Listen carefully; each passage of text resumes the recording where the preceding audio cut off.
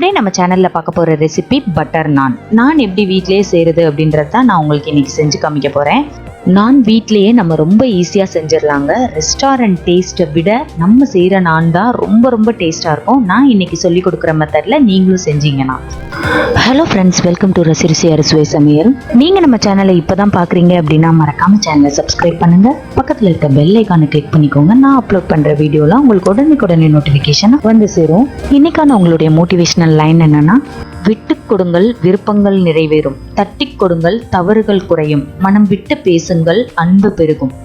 நான் எப்படி செய்யறதுன்றத பார்க்கலாம். ஒரு மிக்சிங் பவுல 2 கப் மைதா மாவு, 1 டீஸ்பூன் பேக்கிங் பவுடர். நம்ம கேக்குக்கெல்லாம் யூஸ் பண்ணுவோம்ல, அந்த பேக்கிங் பவுடர் தான் நான் சேர்த்துருக்கேன். இது பேக்கிங் சோடா கிடையாது. கொஞ்சமா உப்பு சேர்த்துக்கிறேன். 2 டீஸ்பூன் போல சமையல் எண்ணெய் சேர்த்துக்கிறேன். 2 டீஸ்பூன் சுகர்.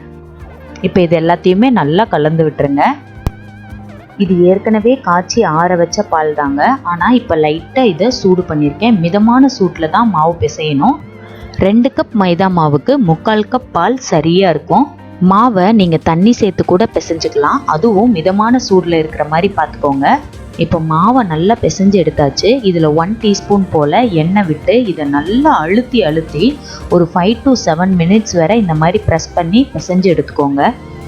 இன்னொரு சின்ன விஷயங்க, மாவை கண்டிப்பாக பால் சேர்த்து பிசைஞ்சிங்க அப்படின்னா ரொம்பவே டேஸ்ட்டாக இருக்கும்.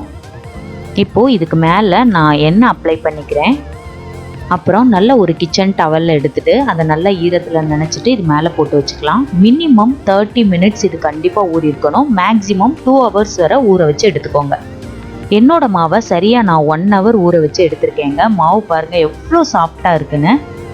இப்போது நம்ம மாவு எல்லாமே நல்லா பிரித்து எடுத்துடலாம். உங்களுக்கு 2 கப் மைதா மாவுக்கு சரியாக 6லேருந்து 8 உருண்டைகள் கிடைக்கும். அது நீங்கள் எடுக்கிற உருண்டையோட அளவை பொறுத்து இருக்குங்க.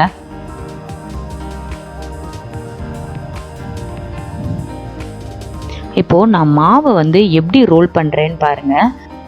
இந்த மாதிரி ரோல் பண்ணும்போது எந்த வித கிராக்குமே இல்லாமல் நம்மளோட உருண்டைகள் எல்லாம் சூப்பராக தயாராகும். நல்லா இந்த மாதிரி அழுத்தி விட்டுட்டு கடைசி அது 2ஓட எட்ஜையும் நீங்கள் க்ளோஸ் பண்ணிடுங்க. இங்கே பாருங்கள் நான் எப்படி செய்கிறேன்னு.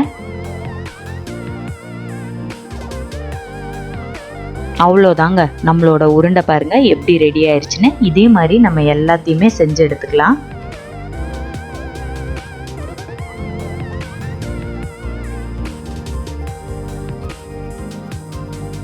இப்போ மாவு காயாமல் இருக்கிறதுக்காக லேசாக அது மேலே எண்ணெய் அப்ளை பண்ணிக்கிறேன்.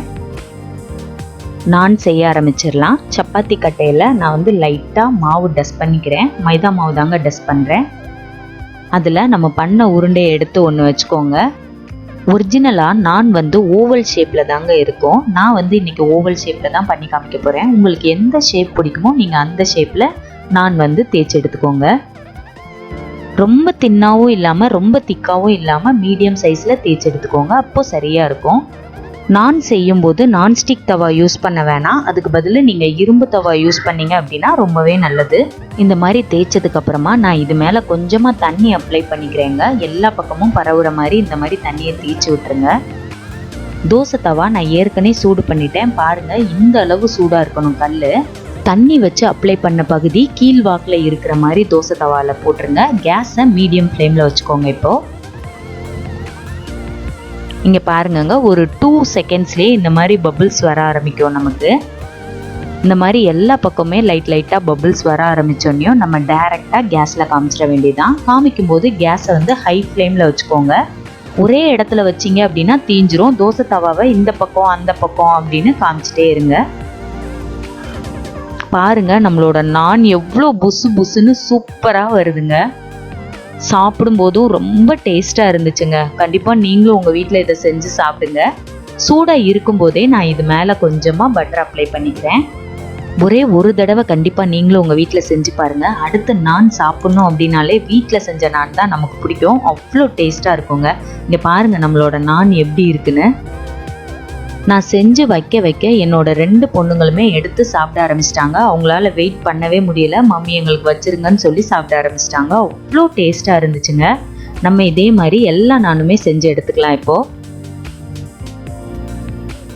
பாருங்க, நான் எவ்வளோ புஸ்ன்னு வருதுன்னு.